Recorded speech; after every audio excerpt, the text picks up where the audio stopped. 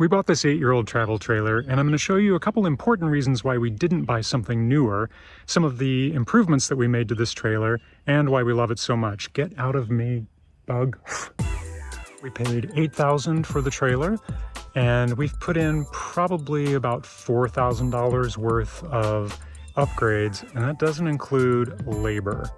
This is a 2016 Gulfstream Vista Cruiser 19 ERD, which we bought in April of this year, and we're currently in the first week of October, staying in the absolutely beautiful Starved Rock State Park Campground in north central Illinois. When you include the hitch on the front, the entire length of the trailer is 23 feet and 1 inch. And I think the height is certainly under 11 feet. I think it's like 10.5 feet total. 19 ERD means that it's a 19-foot long box or shell, and the RD stands for rear dinette. I don't know what the E stands for. The big thing that drew us to this trailer is how lightweight it is. It has a gross vehicle weight rating of 4,120 pounds, which means it was towable by our Jeep Grand Cherokee, which has a towing capacity of 6,200 pounds. Now, the Jeep has a hitch weight rating of 620 pounds, and theoretically, the hitch weight of the trailer is 370 pounds, but I actually weighed it, and it's more like 570 pounds because of the propane tanks on board. They're two 20-pound tanks, the battery, which is quite heavy, the storage in the front, which also includes a water tank, and whatever else you have in the trailer. One thing we love about this trailer is just the storage. It has really good storage. I love these magnetic catches that hold up the storage doors. This is pass-through storage, and it holds quite a bit. I try to keep it light in here. Here's another storage compartment. This is a larger opening, which is great. And at the back of the trailer, there's another storage bin, which is locked. And at the back of the trailer, there's another storage bin where we keep our camp stove and water hose. And that's also accessible from inside under the dinette, which I'll show you in a little bit. Another thing we really like on this trailer is the tilt-out windows. It helps to shed rain much better, and whenever I see the sliding windows, I'm afraid that rain is gonna get inside, because it does. And then we'll go inside, and I'll cut to some B-roll now of what it looked like before we did any remodeling. But one of the things that really drew us to this camper is the layout. We loved having the rear dinette back here with these windows on all three sides. And we love that it's at the back of the trailer because so often the good view is out the back of your campsite. And of course, this dinette converts into a bed. We've been doing that at night, convert it to a bed so that the dog can sleep on it. She seems to like that. And you're also going to see here a big change that we made. I recovered the dinette table in this storm gray Formica, which looks a lot better to us than the fake stone marble Formica. I think over the winter I'm going to replace the Formica on the kitchen countertops. We went to the fabric store and got some fun fabric that we liked.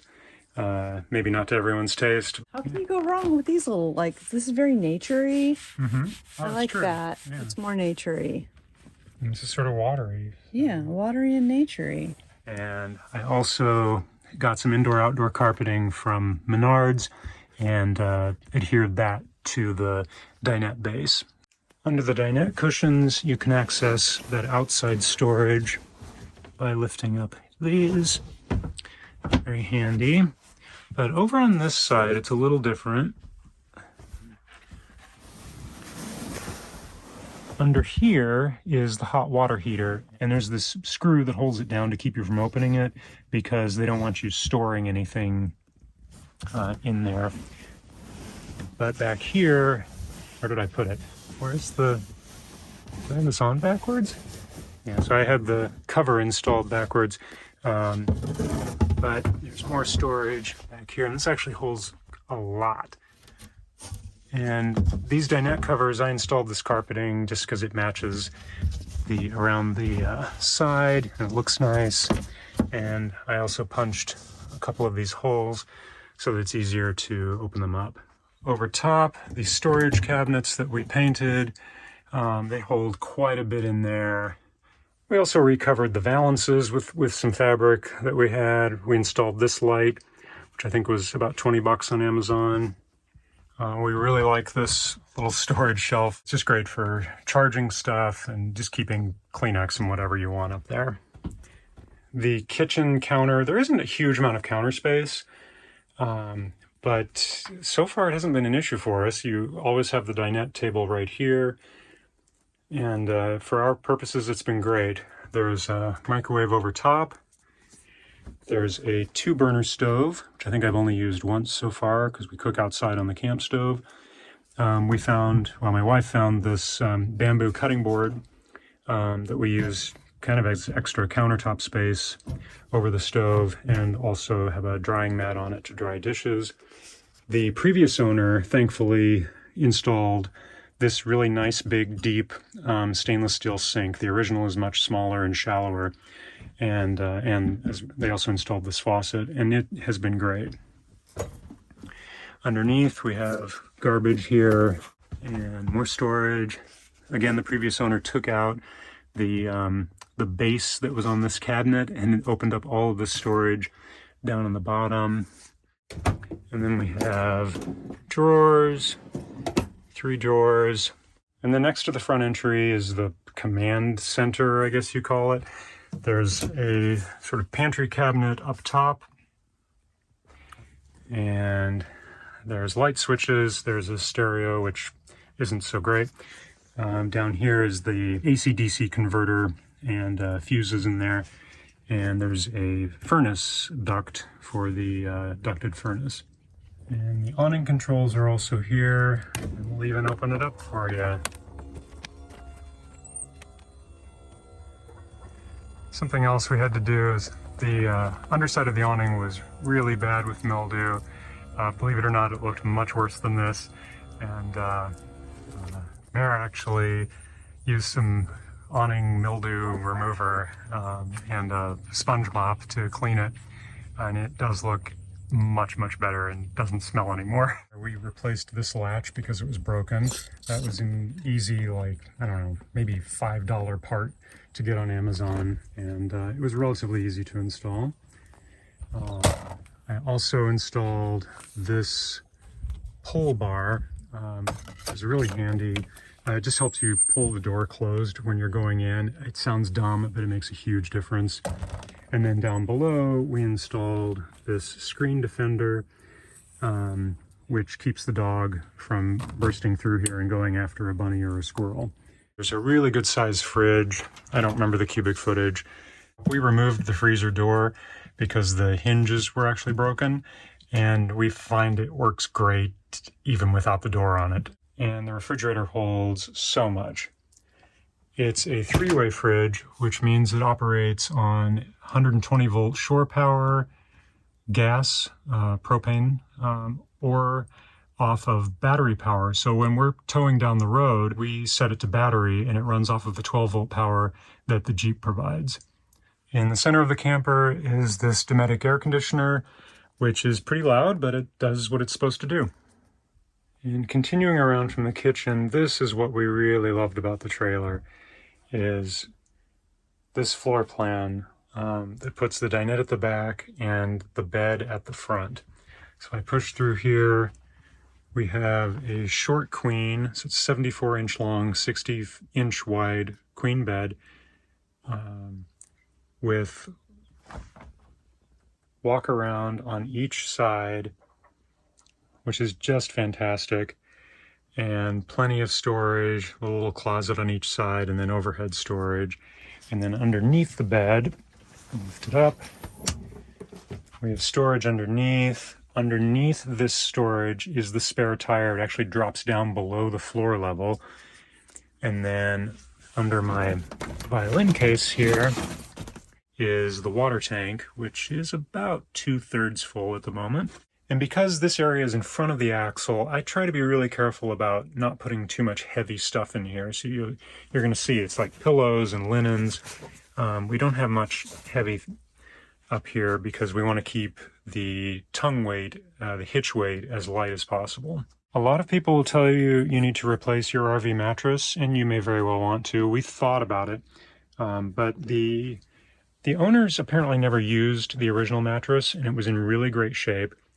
And so we decided to keep it and see if we could make it work.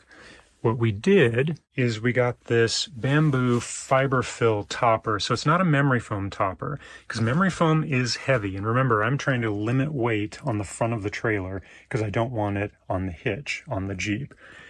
So this is just a fiber, it's a nice plush feel, works great.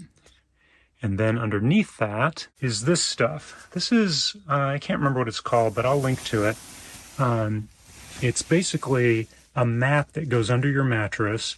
It lifts it up so it gives it a little bit more of a spring, but more importantly, it provides airflow so you don't have mildew forming underneath your mattress, which can happen because of the moisture in your mattress. We actually carpeted the headboard with the same indoor-outdoor carpeting that we used on the dinette, and just makes it nice and cozy. I've replaced all of these LED lights because the old ones were just awful, but these are great. They switch between color temperatures, and they're also dimmable, which is really nice, and they all match. I think I got a set of 8, which I'll link in the description. And then up here, the trailer came with one fan in the bathroom.